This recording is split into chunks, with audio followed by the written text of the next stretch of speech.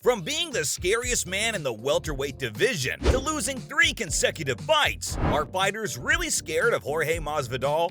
I don't know, man. That dude's been talking wild for a second. If he fights and gets a victory, and he wants this, and some of you to me, man, because you know what the I'll do to that little dude, bro.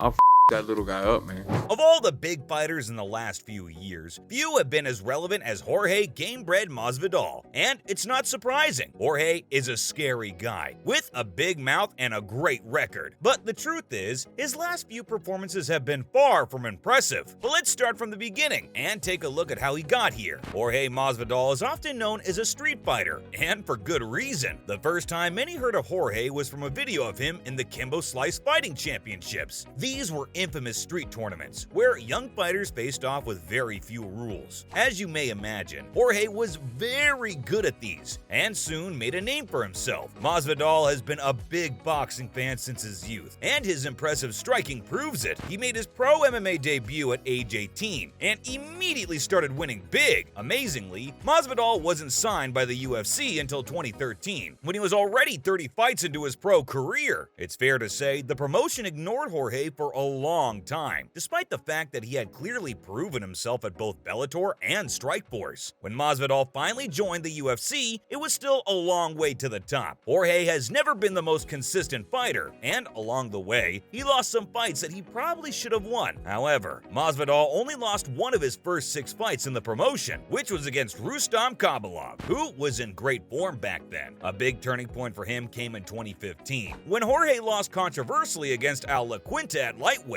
Jorge knew then that something had to change, potentially his weight class. Since the UFC banned the use of IVs for rehydration, Masvidal decided the best option was to start putting weight on. He moved up to welterweight and immediately knocked out Cesar Ferreira with an elbow. Masvidal looked a lot better at welterweight, but there was still something missing. He lost his next 2 fights, the first back-to-back defeats in his entire career. He then came back strong with 3 impressive wins in 2016 and 2017. Masvidal's name finally started to get some serious attention, and he was considered one of the biggest names in the division, especially when he defeated Cowboy Cerrone. Masvidal was dominant in that fight, seriously outstriking the veteran welterweight. At the end of the first round, Jorge was about to do some serious damage when the bell rang, saving Cerrone. Masvidal kept his calm, and a minute into round 2, a huge counterstrike with his right hand sent Cerrone to the ground. This was a career-defining fight for Gamebred, showing just how powerful and dangerous he could be on a good night. But sadly, Jorge's good nights can be rare, as he lost his next 2 chances. The first was against Damian Maia, and the second was against Stephen Thompson. Both these men are big-profile opponents, but what makes this extra frustrating for Jorge is just how close both of these fights were. It's no secret that Masvidal has lost a lot of close fights. In fact, Jorge has the shared record for the most split decisions in UFC history at 4, and he has lost all of them. Masvidal disappeared after that and didn't fight once in 2018. Masvidal was out for 18 consecutive months, but not because he was injured. Masvidal took part in a reality TV show called Exelon. Exelon takes place over a few months on an island in the Dominican Republic, where contestants are completely cut off from the outside world. They have no TV and no phone. It's also extremely competitive, with the participants competing against each other in grueling physical challenges. If you lost, you were punished with less food and worse resting conditions. Jorge was on the show for a long time, and it made a huge difference in his personality. When he came back, he was fitter, wiser, and much more vicious. 2019 was Masvidal's greatest year, and it started out with his fight against Darren Till. Till was a scary opponent, at least back then. He was very young, big for a welterweight, and very popular. Considering he was fighting on home turf, Masvidal was the perfect stepping stone for him, and he walked into the fight as a massive betting favorite. People expected little from Jorge, and a loss against a young guy like Till could have been a sign that his career was nearly over. But this was a new Jorge, and he was just getting started. Till had a good first round, but round 2 was all Gamebred, with Jorge landing a massive punch on Till, knocking him out cold and completely silencing the crowd. But apparently, that wasn't enough for Jorge. After the fight, he ran into Leon Edwards while he was doing an interview. Leon shouted at Jorge, who didn't think twice and walked over to Edwards, punching him hard in the face. Leon even had a huge cut under his eye. It was a nasty scene, but the type that draws pay-per-views and makes everybody pay attention. That night marked the beginning of Jorge's best year, 2019, a year that made every welterweight terrified of him. His next victim was Ben Askren, and there was a lot of bad blood between them before the fight. Askren didn't take Masvidal seriously, and he definitely paid the price. Jorge ran at Ben the second the bell rang and knocked him out with a brutal flying knee to the head. It was the fastest KO in UFC history. Ben Askren looked as stiff as a board, not unlike Darren Till just a few months earlier. But Jorge wasn't done for the year. Because of Masvidal's violent street-inspired trash talk, Dana White made a special fight between him and Nate Diaz. The winner would receive a symbolic belt as the BMF champion. Of course, BMF stands for the baddest mother.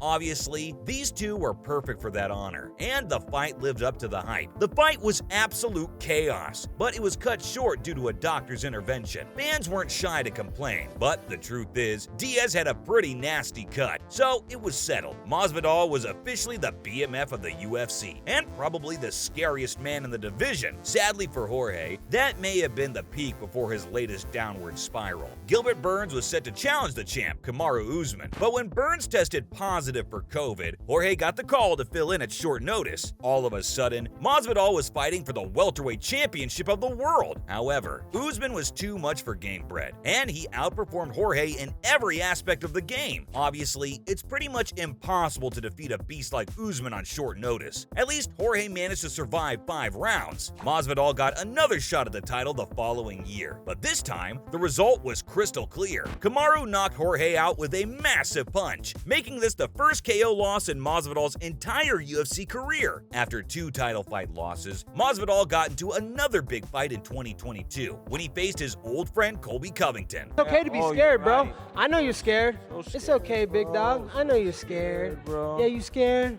Little Have you woken up yet? Yeah, you were still sleeping. You might You leave lived in before my then. house. You Just lived make in sure you my show house. up. Despite the fact that they had been inseparable in their youth, Masvidal and Colby fell out big time. These days, the pair absolutely hate each other. Colby and Masvidal had one of the nastiest grudge matches in UFC history, which definitely showed in the octagon. The fight somehow lasted 5 full rounds, and both fighters were awarded the Performance of the Night bonus. But the truth is, Jorge couldn't handle Colby. Covington won by a well-deserved unanimous decision after outgassing and outstriking Jorge. Colby looked very impressive, and Masvidal simply didn't. In a relatively short time, Jorge has gone from the most feared man in the division to quickly sliding down the rankings. But hey, maybe a couple of weeks in the Dominican Republic can resolve the matter. As we know, a small change in mentality can go a long way for Gamebred. From being the scariest man in the welterweight division to losing 3 consecutive fights, it seems like some fighters really aren't scared of Jorge Masvidal.